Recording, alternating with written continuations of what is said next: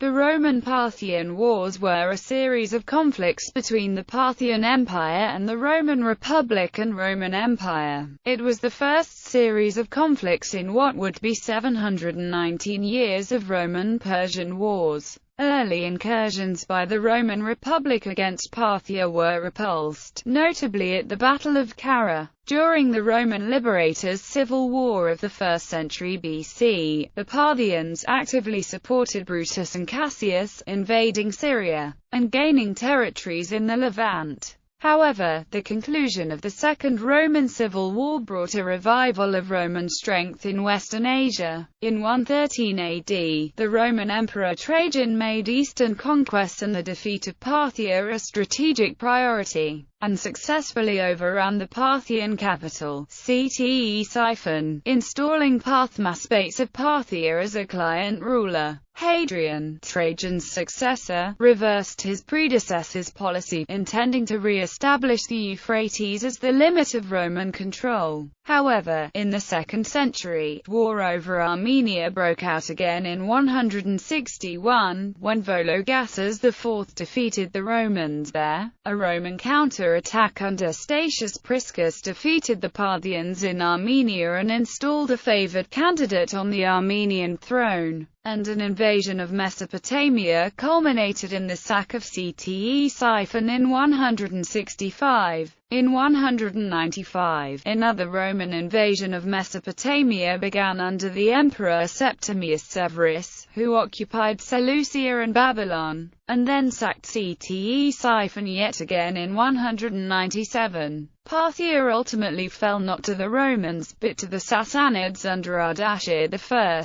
who entered Ctesiphon in 226. Under Ardashir and his successors, Persian-Roman conflict continued between the Sassanid Empire and Rome. Parthia's western ambitions. After triumphing in the Seleucid-Parthian wars and annexing large amounts of Seleucid Empire, the Parthians began to look west for territory to expand into. Parthian enterprise in the west began in the time of Mithridates I.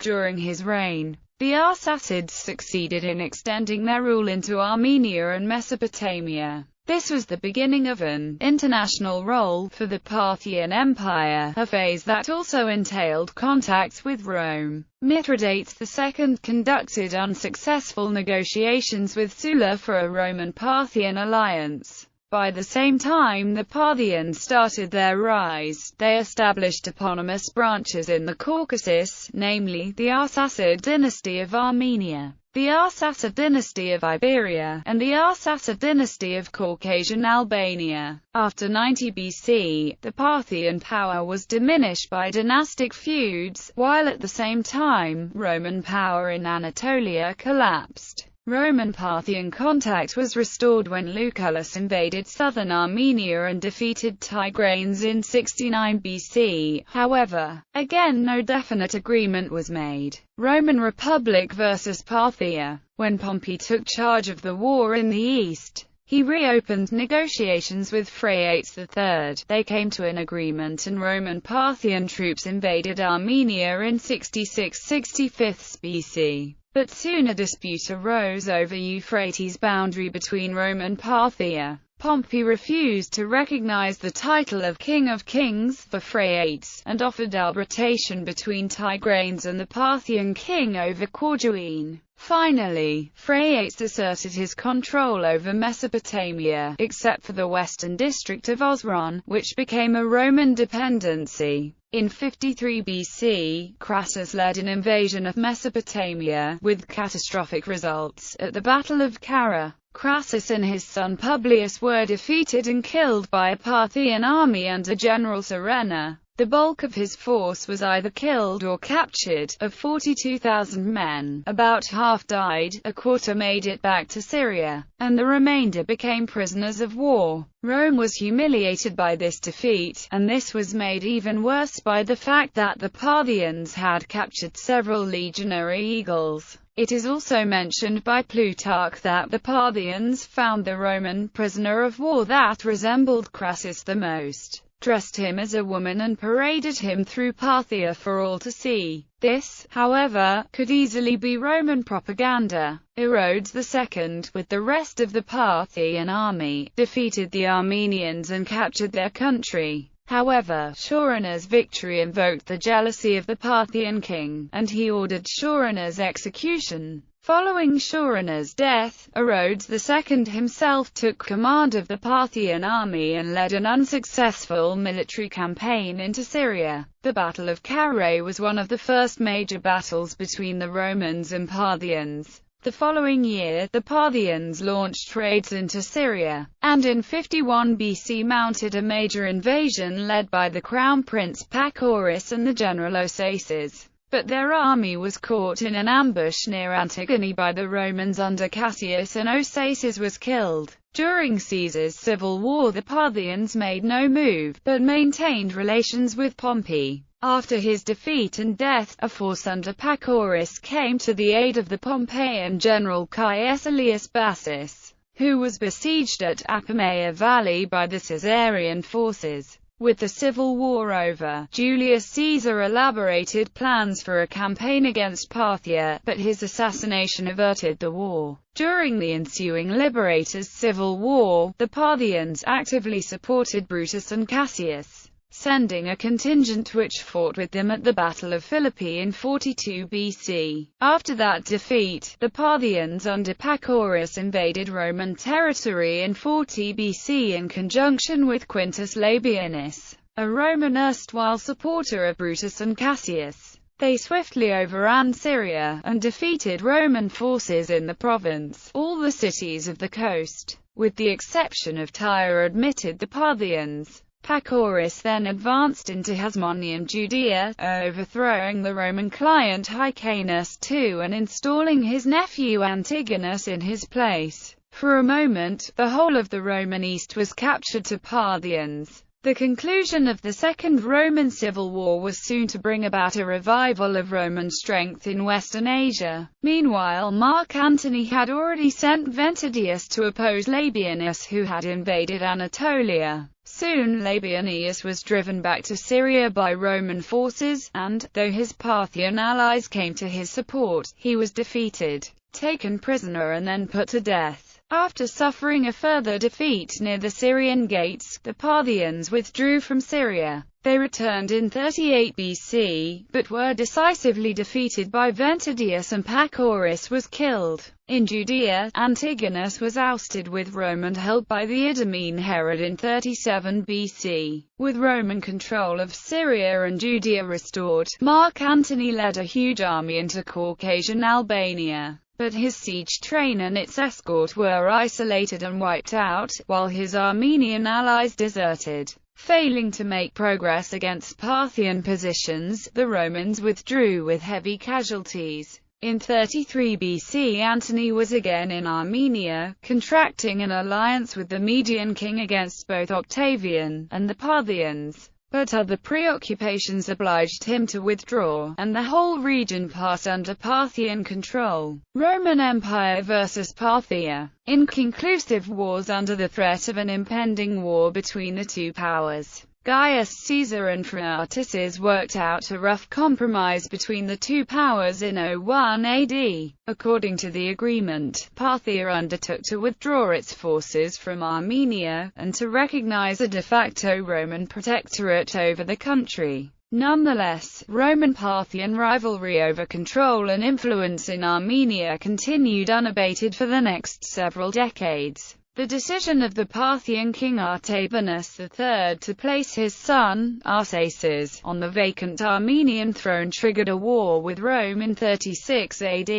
Artabanus III reached an understanding with the Roman general, Lucius Vitellius, renouncing Parthian claims to a sphere of influence in Armenia. A new crisis was triggered in 58. When the Romans invaded Armenia after the Parthian king Vologases I forcibly installed his brother Tiridates on the throne there. Roman forces under Corbulo overthrew Tiridates and replaced him with a Cappadocian prince. This prompted Parthian retaliation, and an inconclusive series of campaigns in Armenia ensued. The war came to an end in 63, when the Romans agreed to allow Tiridates and his descendants to rule Armenia on condition that they received the kingship from the Roman emperor. Armenia would henceforth be ruled by an Parthian dynasty, and despite its nominal allegiance to Rome, it would come under increasing Parthian influence. In the judgment of later generations, Romans had lost Armenia, and although the Peace of Randir ushered in a period of relatively peaceful relations that would last for 50 years, Armenia would continue to be a constant bone of contention between the Romans, the Parthians, and their Sassanid successors. As for Corbulo, he was honored by Nero as the man who had brought this triumph to be, but his popularity and influence with the army made him a potential rival. Together with the involvement of his son-in-law Lucius Annius Venetianus in a foiled plot against Nero in 66, Corbulo became suspect in the eyes of the emperor in 67. While journeying in Greece, Nero ordered him to be executed. Upon hearing of this, Corbulo committed suicide. Trajan's Parthian War. A new series of wars began in the 2nd century, during which the Romans consistently held the upper hand over Parthia. In 113, the Roman Emperor Trajan decided that the moment was ripe to resolve the Eastern question once and for all time by the decisive defeat of Parthia, and the annexation of Armenia. His conquest marked a deliberate change of Roman policy towards Parthia, and a shift of emphasis in the grand strategy of the empire. In 114, Trajan invaded Armenia, annexed it as a Roman province, and killed Parthomaceres, who was placed on the Armenian throne by his relative, the king of Parthia, Osroes I. In 115, the Roman emperor overran northern Mesopotamia and annexed it to Rome as well. Its conquest was deemed necessary, since otherwise the Armenian salient could be cut off by the Parthians from the south. The Romans then captured the Parthian capital, Ctesiphon, before sailing downriver to the Persian Gulf. However, in that year revolts erupted in Palestine, Syria and northern Mesopotamia, while a major Jewish revolt broke out in Roman territory, severely stretching Roman military resources. Trajan failed to take Hatra, which avoided total Parthian defeat. Parthian forces attacked key Roman positions, and Roman garrisons at Seleucia, Nisibis and Edessa were evicted by the local populaces. Trajan subdued the rebels in Mesopotamia, installed the Parthian prince Parthomaspates as a client ruler, and withdrew to Syria. Trajan died in 117, before he could renew the war. Trajan's Parthian campaign is considered, in different ways,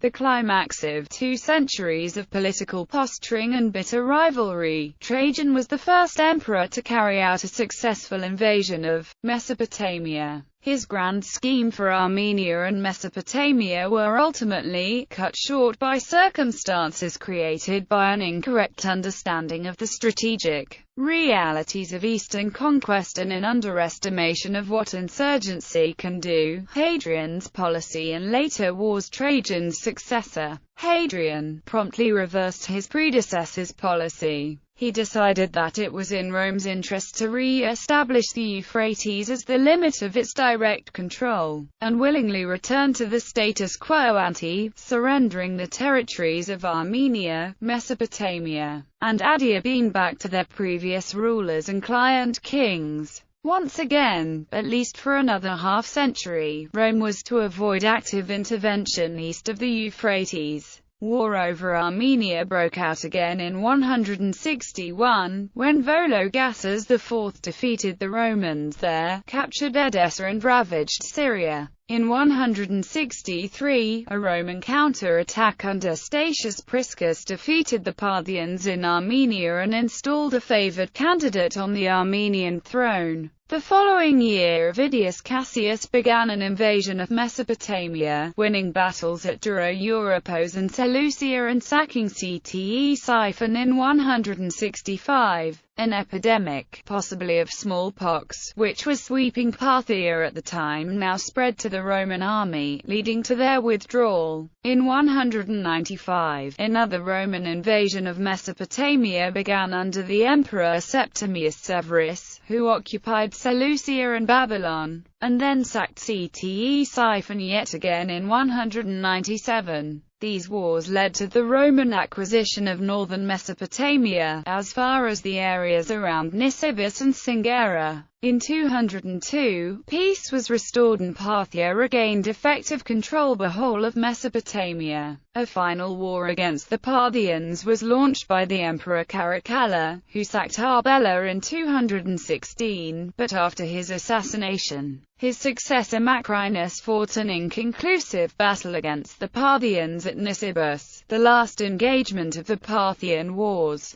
Rise of the Sassanids. Parthia was finally destroyed by Ardashir I when he entered Ctesiphon in 226. The Sassanids were more centralized than the Parthian dynasties. Until the Sassanids came to power, the Romans were mostly the aggressors. However, the Sassanids, being Persians, were determined to reconquer lands that the Achaemenid dynasty had once held and now lost. Their nationalistic zeal made them much more aggressive foes of the Romans than the Parthians ever were. For more information, see Byzantine Sassanid Wars. Citations: Carrhae AB by Ver, 57. Carrhae AB Lightfoot, 115. Trajan succeeded in acquiring territory in these lands with a view to annexation, something which had not seriously been attempted before. Although Hadrian abandoned all of Trajan's conquests, the trend was not to be reversed. Further wars of annexation followed under Lucius Verus and Septimius Severus, circa 167–168. Beata Engelbert.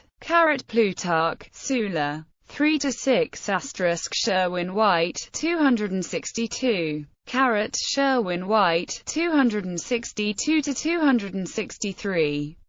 Sherwin White, 264. Mackay, 150. By Ver, 56. By Ver, 56–57. By Ver, 57–58. Cassius Dio, Roman History, XLIX, 27–33 * by Ver, 58–65. Sicca, 162. 162–163. Sicca, 163. Rawlinson, 286–287. AB Sicca, 167. AB Sicca, 167–168. AB Sheldon, Rosemary. Rome's Wars in Parthia. Blood in the Sand. London. Valentine Mitchell. p. 143. Sicca, 169. Campbell, 6–7. Rawlinson, 337–338. Cowan, Ross. The Battle of Nisibis, AD 217. Ancient Warfare 3.5, 29–35.